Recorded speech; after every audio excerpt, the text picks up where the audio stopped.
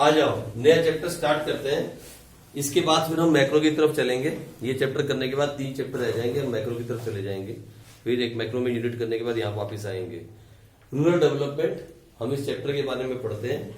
ठीक है जी। रूरल का मतलब हो गया गांव और डेवलप का मतलब विकास, ग्रामीण विकास। ठीक है जी। इसी के बारे में पढ़ेंगे, कैसे हम गांव का विकास कर सकते हैं, सारी बातें उसके बारे में पढ़ेंगे। और फिर सबसे पहले इसकी इंट्रोडक्शन, ये है क्या, फिर इसका मीनिंग, और फिर रूरल डेवलपमेंट के अंदर कौन कौन सी प्रॉब्लम्स है, कौन कौन से चैलेंजेस हैं। 2 तरह के चैलेंजेस, एक लिंगरिंग चैलेंज और दूसरा इमर्जिंग चैलेंजेस। लिंगरिंग चैलेंजेस और इमर्जिंग चैलेंजेस, इन्हीं के बारे में सारा चैप्टर खत्म हो जाएगा। ये चैलेंज के बारे में हमने क्या किया, ये चैलेंज क्या थे, इसके लिए क्या क्या किया गया, फिर क्रिटिकल असेसमेंट, सारी बात। ठीक है।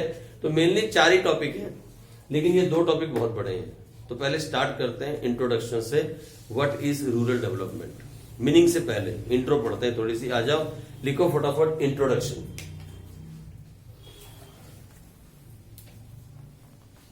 लिखो the term rural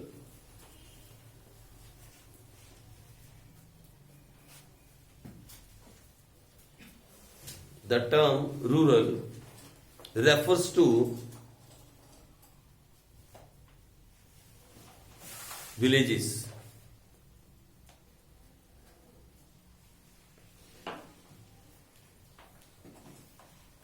The term rural refers to villages as differentiated from towns and cities.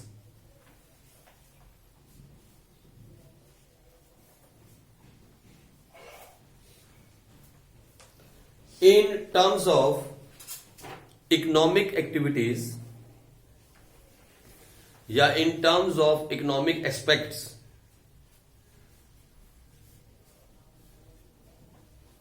it refers to agriculture and allied activities, उसके साथ होने वाले काम, allied, ALLIED, allied activities, agriculture and allied activities, comma, animal husbandry,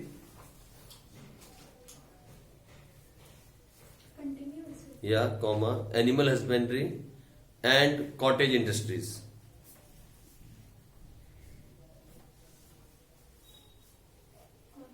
Cottage industries carried out in villages.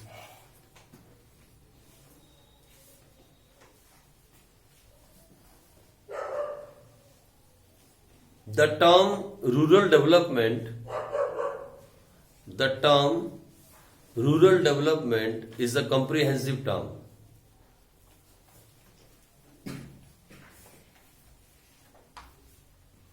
It's a comprehensive term.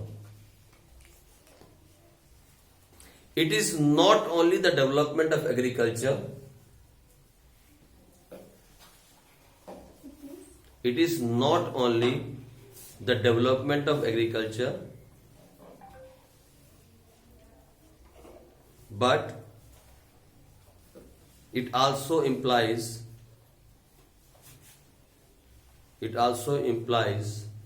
the development of education. It also implies the development of education, comma, health facilities, comma, infrastructure, comma, drinking water, and everything that raises the quality of life of the people, and everything that raises the quality of life, and everything that raises the quality of life of the people in rural areas.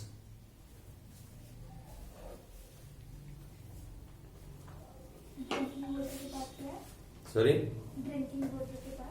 Drinking water के बाद आप लिखो क्या है हमारे पास, and everything, अब सुनो मेरी बात, यहाँ सुनो मेरी बात, पहले लिख लिया आप लोगों ने, मैं समझाता हूँ क्या कहानी है ये। देखो इधर बात में, इधर नोट कर लो, बाद में देखेंगे। रूरल डेवलपमेंट का मतलब क्या है? It's a very simple thing. Rural का माने गांव, villages, which is different from towns and cities. Development माने विकास। लेकिन जब हम रूरल डेवलपमेंट की बात करते हैं, whenever we talk about rural development, लोगों के दिमाग में आता है एग्रीकल्चर, क्योंकि गांव में ज्यादा क्या होता है? खेती। यहां सिर्फ खेती कंसर्न नहीं है। Whenever we discuss about rural development, it does not mean agriculture. It means education. It means health sector. It means infrastructure. It means drinking water. It means everything that can raise the quality of life. किनकी? Of people living in rural areas. जब हम rural development की बात करेंगे तो हम चौतरफा विकास की बात करते हैं। हम सिर्फ एग्रीकल्चर के बारे में नहीं पढ़ते। ये बहुत लंबी लिस्ट है, ये लिस्ट बहुत लंबी है। अगर हम किसी जगह के विकास की बात करेंगे तो लिस्ट बहुत लंबी है। उसमें एजुकेशन भी आता है, उसके अंदर हेल्थ भी आती है, उसमें इंफ्रास्ट्रक्चर भी आती है, उसमें पीने का पानी भी आता है, उसमें स्कूल भी आते हैं, सब कुछ आ जाता है whenever we talk about development. लेकिन हम इन सब के बारे में नहीं पढ़ सकते, इन सब के बारे में हम इस चैप्टर में नहीं पढ़ सकते। तो हम इस चैप्टर में क्या पढ़ेंगे? लिखो इसी के नीचे नेक्स्ट पैराग्राफ में, in this chapter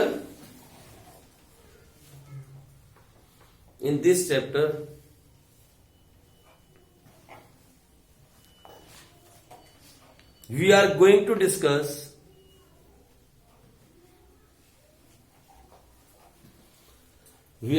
discuss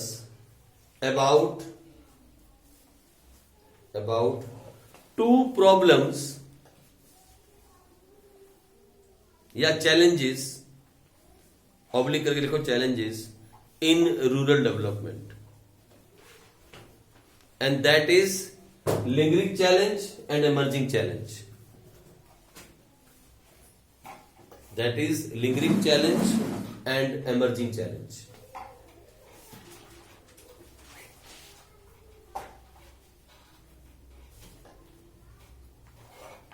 that is lingering challenges and emerging challenges.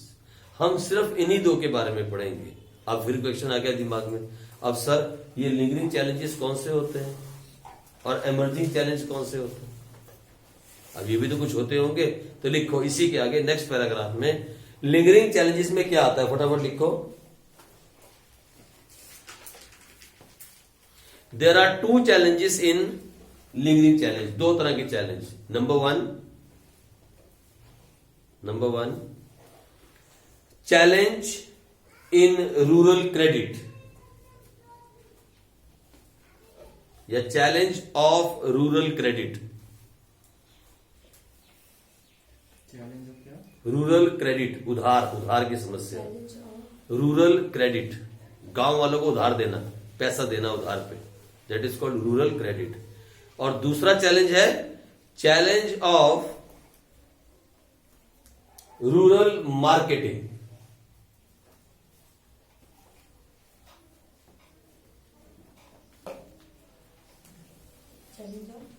Rural marketing, ठीक है जी।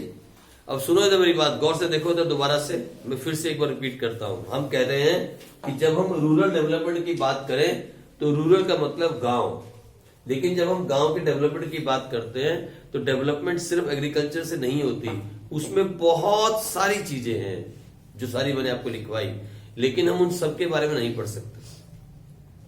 हम सिर्फ दो ही चीजें पढ़ेंगे, एक लिंगरिंग चैलेंज और दूसरा एमर्जिंग चैलेंज। अब ये क्या होते हैं जी, लिंगरिंग चैलेंज क्या होते हैं?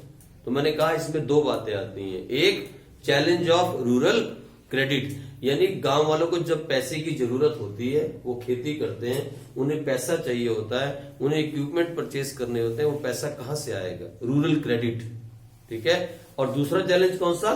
चैलेंज ऑफ रूरल मार्केटिंग, जो वो प्रोड्यूस करते हैं, जो वो अपनी जमीन पे पैदा करते हैं, उसको सही तरह से सही जगह पे बेच नहीं पाते।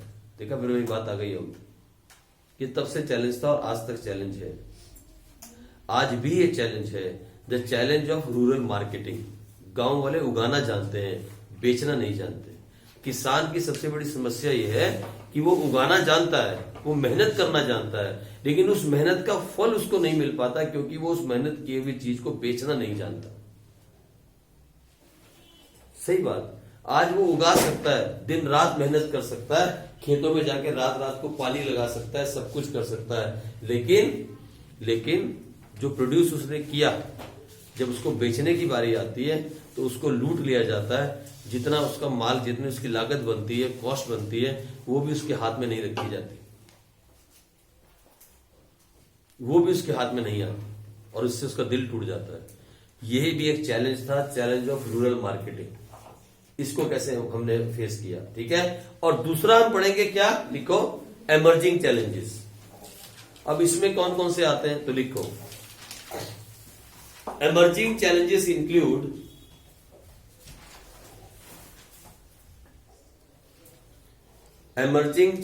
include exploring options of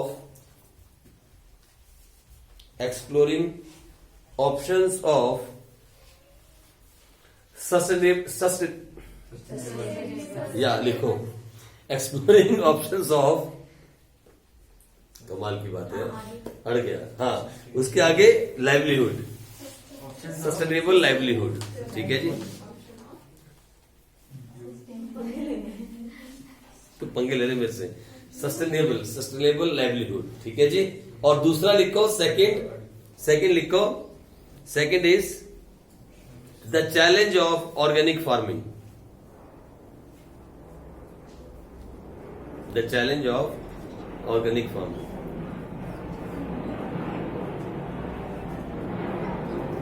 अब देखो ये सस्टेनेबल लाइवलीहुड क्या है, मतलब यहां कौन से चैलेंज है, सुन लो पहले, समझ लो, बाद में लिखा जाएगा, कुछ वर्ड रह भी गया तो। यहां भी दो चैलेंज हैं। एक, किसान के पास एग्रीकल्चर के अलावा भी अपनी कमाई करने का कोई जरिया होना चाहिए, जैसे दूध की डेयरी, जैसे पोल्ट्री फार्म, कुछ ना कुछ, जैसे कोई प्रोसेसिंग प्लांट, जैसे शहद, हनी बनता ना, हनी है ना, मतलब शुगर तो मिलता, चला गया ना गन्ना, वहां तो खेती हो रही है, मतलब उसका अपना भी कुछ होना चाहिए। इसे कहते हैं exploring the options for sustainable growth या फिर लाइवलीहुड। मतलब अगर खेती से पैसा नहीं आ रहा है तो कहीं और से कुछ पैसा आना चाहिए ताकि उसकी रोजी रोटी चलती रहे, जो कि नहीं है आज। एक सोर्स ऑफ इनकम नहीं होना चाहिए, ज्यादा होनी चाहिए, मतलब उसको खेती पे डिपेंडेंस कम करनी चाहिए, क्योंकि खेती पे डिपेंड रह रखे तो किसान का अभी तक कुछ बना नहीं।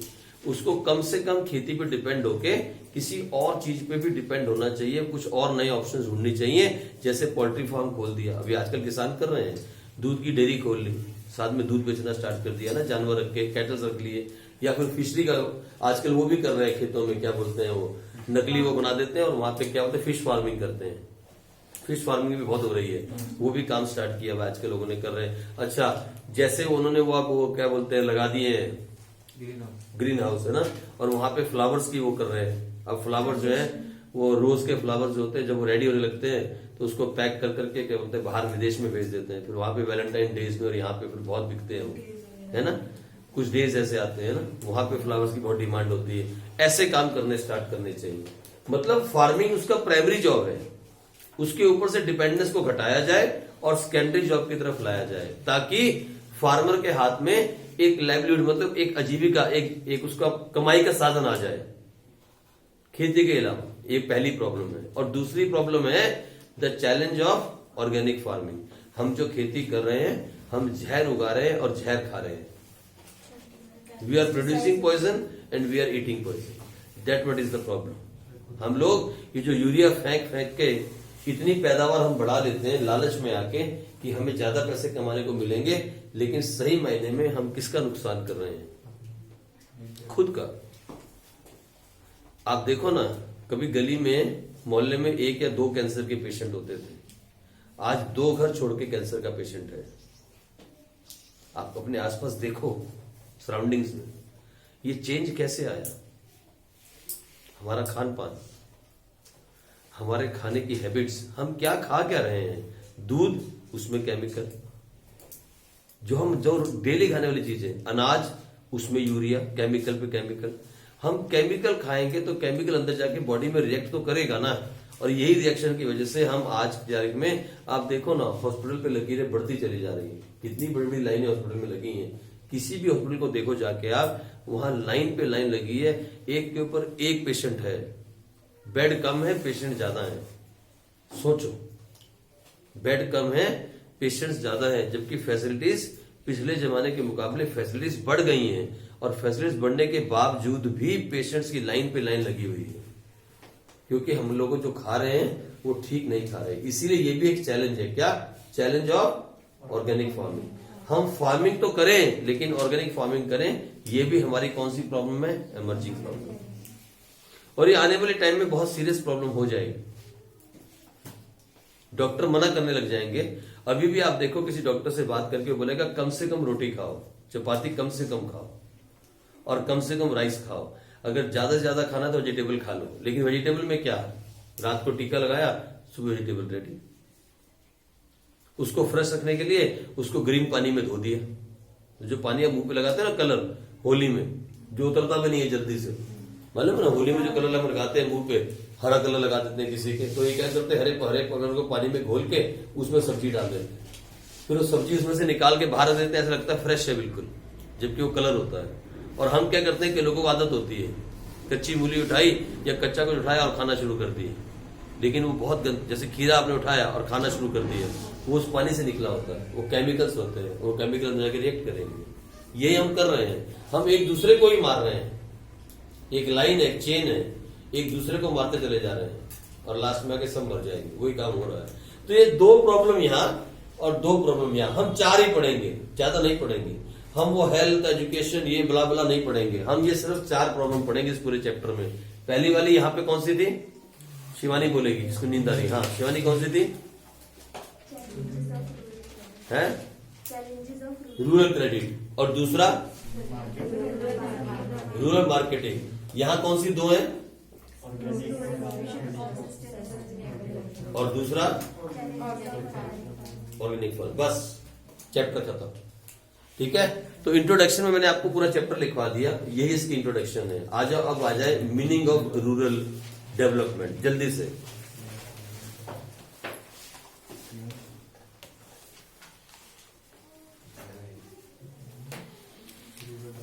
लिखो, rural development means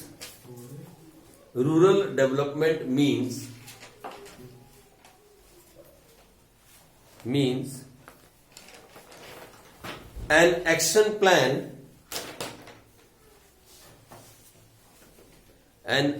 plan for the social and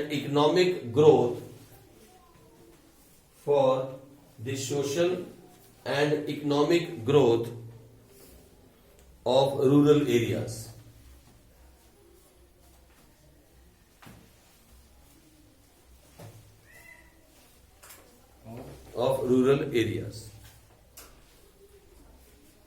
ठीक है जी, इतना ही मीनिंग है इसका।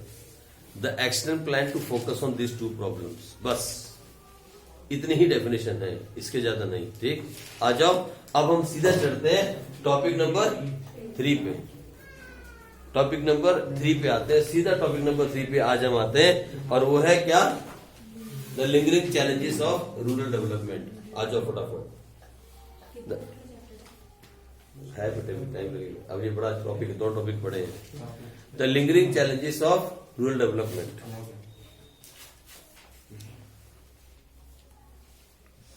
अब हम इस पे आ जाते हैं, सीधा टॉपिक नंबर 3 पे। और इसके अंदर 2 तरह के चैलेंज थे। क्या? Challenge of rural. चलो जी, पहले इसी के बारे में पढ़ते हैं। ये होता क्या है, ये है क्या, चैलेंज क्या है?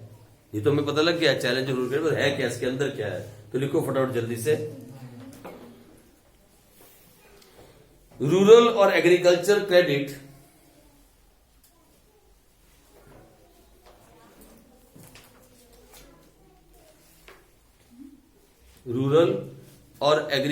क्रेडिट means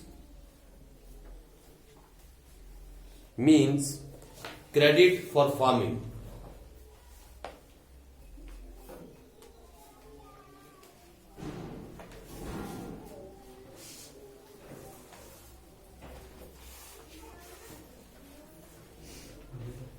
जब किसान को खेती करते वक्त पैसे की जरूरत होती है ना, उस वक्त पे किसान की सबसे बड़ी प्रॉब्लम मालूम है क्या? हमारे देश के अंदर किसान पैसा लेता है उस आदमी से जिस आदमी ने किसान को लूट के खा लिया होता है, और वो होता है आड़ती, जो उससे उसकी फसल खरीदता है। आपको मालूम नहीं है, जिस वक्त किसान को पैसे की जरूरत पड़ती है ना, वो अपनी फसल को बहुत कम दाम में, औने पौने दाम के अंदर आड़ती के साथ सौदा कर देता है। आज आपको पैसे की जरूरत है, अभी फसल आपने उगाई है, फसल को बनने में 4 से 5 महीने लगेंगे, क्योंकि कनक की फसल देखिए 6 महीने लग जाते हैं कनक को।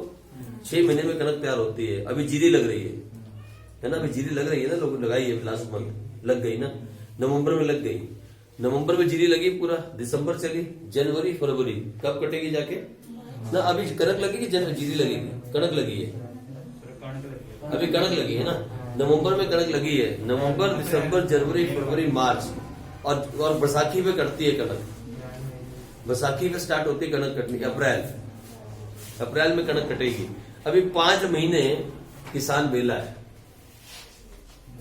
मतलब उसके पास साधन नहीं है पैसा आने का, लेकिन क्या खर्चा बंद हो गया? 5 महीने उसको खाना खाना है, बच्चों की स्कूल फीस भरनी है, बिजली का बिल भरना है, पानी का बिल भरना है, गाड़ी में पेट्रोल डलवाना है, और भी छोटे मोटे खर्चे हैं, कोई बीमारी टुमारी घर में सब कुछ है, कहां से पैसा आएगा? और कोई साधन नहीं। जो पिछली कनक बेची थी, पिछली जीरी बेची थी, जो फसल बेची थी, उसका जो पैसा आया वो तो ऑलरेडी वो लेके खा चुका था आड़ती से, और वो सारा पैसा आड़ती ने रख लिया, उसके हाथ में 10-15 हजार आया है किसान के हाथ में, और वो घर तक पहुंचा भी नहीं, पैसा खर्च हो गया। यही होता है किसान के साथ, और यही सच्चाई है। वो पैसा जो उसके हाथ में भी जीरी बेच के आया था, वो तो खा चुका। मैं एक छोटे किसान की बात कर रहा हूं जिसकी 5 एकड़ तक की जगह है, और ऐसे हिंदुस्तान में 95% किसान हैं जिनके पास 5 एकड़ जगह है, ऐसे 95% किसान हिंदुस्तान में हैं। ठीक है, अब जो जीरी बेच के उसके पास पैसा आया वो तो पहले से खा चुका। अब जो कनक बेच के आएगा, 5 महीने बाद, वो पैसे धीरे धीरे वो आड़ती से ले रहा है अपना खर्चा चलाने के लिए, और वो कनक जो कि मार्केट में अच्छे दाम में बिकनी चाहिए थी, वो अपने आड़ती को ऑलरेडी बोल चुका है कि मैं तुझे इतने में ये दे दूंगा। तभी तो आड़ती पैसे दे रहा है, क्योंकि आड़ती को मालूम है जमीन तो इसकी है, ठीक है जी, कनक तो उसमें लगाई हुई है। बस जब ये कनक बिकेगी, वीट बेचेगा, तो उसका पैसा जो आने वाला होगा वो भी ये खा चुका होगा, और यही सर्कल कंटिन्यू रहेगा, और वो कभी गरीबी से बाहर नहीं आ पाएगा, कभी नहीं आ पाएगा। क्यों? उसने एक धंधा बना लिया कि जब मुझे पैसा चाहिए तो मेरा बैंक कौन है? उठा लो, और आड़ती भी जी खोल के उसको पैसे दे देंगे, क्योंकि उसको फसल मिल जाएगी। आज बहुत सस्ते दाम में उसको फसल मिल रही है, जो कि 5 महीने के बाद होनी है।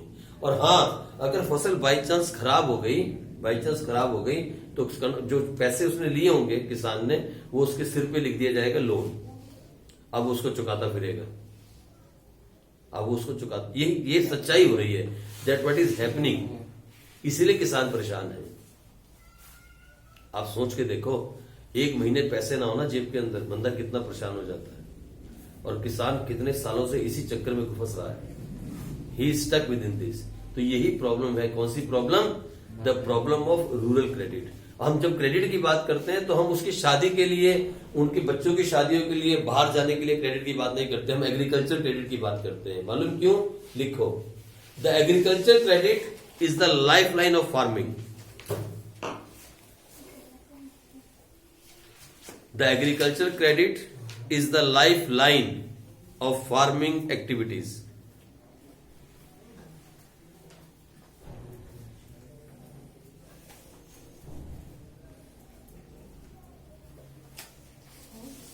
Of farming activities. ये लाइफ लाइन है फार्मिंग एक्टिविटीज। कौन सा क्रेडिट? Agriculture credit. क्यों? लिखो, because of 2 reasons. Because of 2 reasons. ये जो क्रेडिट बार बार लेना पड़ता है किसान को, इसके पीछे के दो रीजन हैं। रीजन नंबर 1,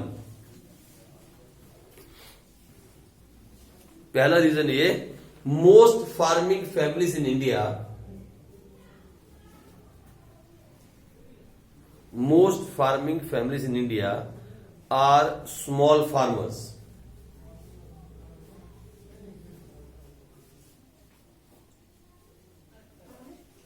स्मॉल फार्मर्स, ठीक है जी, बहुत छोटे किसान है। मैंने आपसे कहा ना 95% ऐसे किसान हैं जिनके पास 5 एकड़ से कम जगह है। अब विश्वास मानो 5 एकड़ से कम जगह में आप खाना भी ढंग से नहीं खा सकते। अरे नहीं यार, 5 कितनी कड़क होगा, खर्चे देखो ना, फैमिलियां देखो आप, 2-3 लाख पड़ जाते हैं। कितने में, 1 साल बाद, 6 महीने बाद। वही तो बनते था। अरे सुनो, वही तो मैं समझाना चाहता हूं। अगर मान लो 3 लाख भी बन गए, मान लो 3 लाख भी बन गए, 3 लाख तो टोटल पैसा मिला ना बस बेच के। उसका बीज का खर्चा, खाद का खर्चा, पानी का खर्चा सब निकाल दो, सब निकालो, वो निकालो। मान लो वो खर्चा आपने 1 लाख निकाला और कितना बचा आपके पास 6 महीने के बाद, कितना, 2 लाख। कुछ ऐसे डिवाइड करना कितना हुआ महीने का, मैक्सिमम 30-35 हजार। फिर अरे सुनो, फिर उसमें फैमिली कितनी है चलने वाली, 4-5 लोग। आप अपनी फैमिली में पूछो आपके पापा की सैलरी कितनी और कितनी बचत होती है पीछे। मालूम है एक आर्मी में सिपाही की सैलरी भी आज की तारीख में 40-45 हजार से ऊपर है, मालूम है 35-40। सोचो, आप सोचे, आप सोच के देख रहे हो एक फार्मर को अपना घर कैसे चलाना है। और ये जो हम खर्चा निकाल रहे हैं ना, अभी जो हम खर्चा निकाल रहे हैं, उसके अंदर हम एक चीज सबसे बड़ी भूल गए, वो है, हम सबसे बड़ी इंस्टॉलमेंट भूल गए, वो है उसकी इंस्टॉलमेंट जो उसने ट्रैक्टर और इक्विपमेंट लिए हुए हैं लोन के ऊपर। वो सबसे बड़ी मार मारते हैं उसको, वो हम भूल गए। जो महीने का 10 से 15 हजार उसकी इंस्टॉलमेंट में घुस जाता है बेचारे का, और वो 3-6 महीने के बाद पता लगता है कि सारी इंस्टॉलमेंट भर दी। लास्ट में हाथ में जो आता है ना पैसा, वो इतना भी नहीं होता कि उससे एक छोटा सा सामान घर का खरीद सके।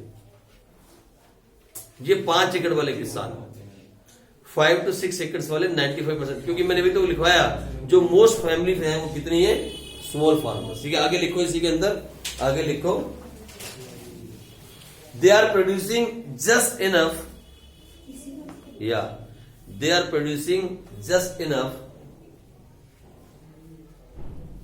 For their subsistence। आइए, अड़ गया, they are producing just enough for their subsistence.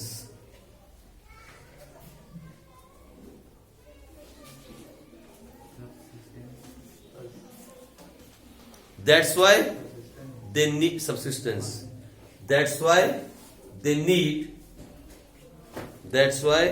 Need credit,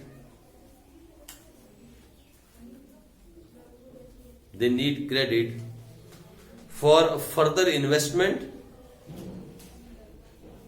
or for their day-to-day expenses. That's why they need credit for further investment or for their day-to-day expenses.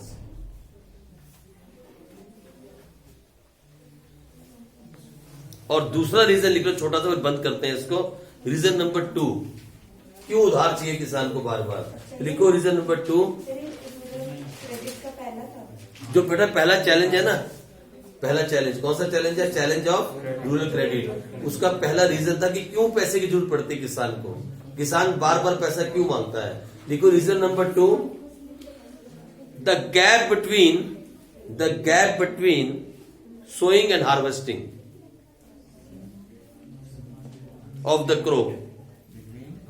Sowing and harvesting, sowing मैंने उगाना और harvesting मैंने बोना, और बोना और काटना। The sowing and harvesting is too long,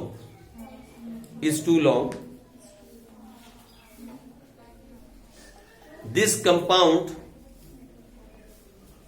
compounds the need for credit, compounds the need for credit. क्योंकि फसल उगाने में और फसल काटने के बीच का टाइम जो है ना 6 महीने, वो 6 महीने क्या करे, खेती के अलावा कुछ किया नहीं और कुछ करना नहीं है, कुछ लोग करते भी नहीं, लेकिन अब तक शुरू कर रहे हैं। उस खेती के टाइम में 6 महीने के लिए क्या किया जाए? अपने घर का खर्चा भी चलाना है, खेत का खर्चा भी चलाना है, वहां पे भैया भी रखा है, उसको सैलरी देनी है, सब कुछ करना है, वो कहां से चलाया जाए? ये 2 जरूरतें हो गई। एक तो फार्मर छोटे हैं और दूसरा जो टाइम है सोइंग और हार्वेस्टिंग का वो बहुत बड़ा है। इसीलिए किसान को बार बार जरूरत पड़ती है किसकी? Rural credit. आगे पढ़ेंगे इसके बारे में कल। चलो जी।